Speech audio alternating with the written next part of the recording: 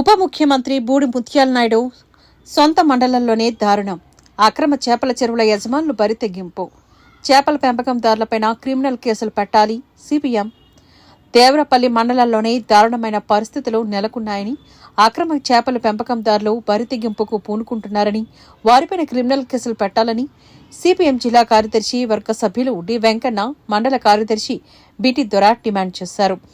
బుధవారం దేవరపల్లి మండలంలోని కొత్తపేట, కలిగొట్ల మండలాపల్లి, పెదనందిపల్లి, తారువ గ్రామంలోని అక్రమంగా చేపడుతున్న చేపల చెరువులను పరిశీలించిన అనంతరం వారి సందర్భంగా మాట్లాడారు.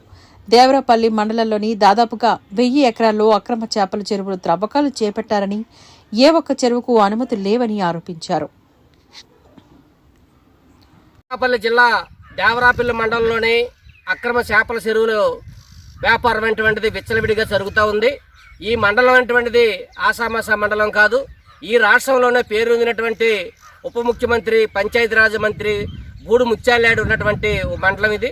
ఈ మండలంలోని ఏ ఒక్క చెరువుకి కూడా అనుమతులైనటువంటివి లేవు. ఈ చెరువులో అక్రమంగా చేపల పెంపకం అటువంటిది జరుగుతూ ఉంది.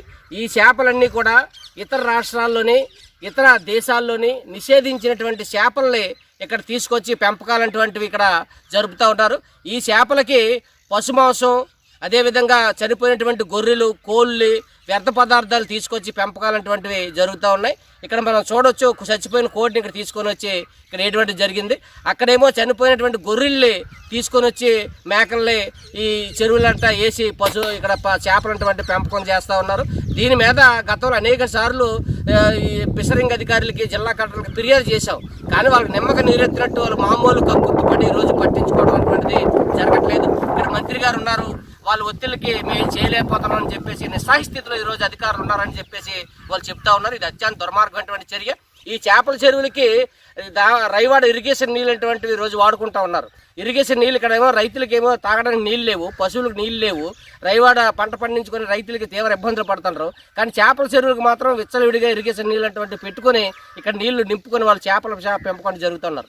రైతులకి ఈరోజు డబ్బులు ఆశ చూపించి వాళ్ళకి లీజులకి డబ్బులు ఇచ్చి వాళ్ళ భూములన్నీ కూడా చేపల చెరువు కింద మార్చేసి వాళ్ళ రైతులను కూడా ఈరోజు మోసం చేసి అనేక మంది చేపల చెరువుల యజమానులు కూడా ఇక్కడి నుంచి దుకాణాలు సరిసినటువంటి సందర్భాలు అనేక ఉన్నాయి.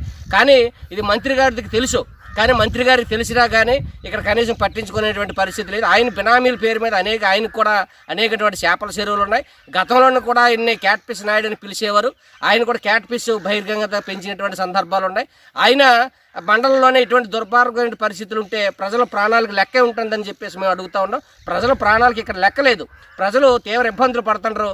ప్రజలు ఈ చేపలు తిని ఈ కింద పొలాలకి నీళ్ళు వెళ్ళి పశువులు చనిపోయి ఆ చుట్టుపక్కల కళ్ళాల్లోనే పెంచుకున్నటువంటి నాటుకోళ్ళని కుక్కలు తినేసి ఆ విధంగా తీవ్రమైనటువంటి ఇబ్బందులు ఈరోజు రైతాంగం ఎదుర్కొంటూ ఉన్నారు. ఈ ప్రాంతం రైతులు చెప్పుకోలేక మంత్రి గారికి భయపడి అనేకటువంటి ఇబ్బందులు పడుతూ ఉన్నారు.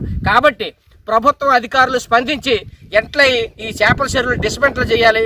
ఆ డిస్మెంటల్ చేసి మొత్తం పశుమాంసం, గొర్రెలు, అదేవిధంగా చికెన్ వ్యర్థ పదార్థాలు వేసి పెంచినటువంటి చేపల యజమానులపై క్రిమినల్ కేసులు పెట్టి వాళ్ళు జైల్లో పెడితే తప్ప ప్రజల ప్రాణాలకి ఈరోజు విలువ ఉండదు, లెక్క ఉండదు. కాబట్టి ప్రజల ప్రాణాలు కాపాడండి అని చెప్పేసి మేము సిపిఎం పార్టీగా ఈ ప్రభుత్వాన్ని అధికారులు డిమాండ్ చేస్తాం.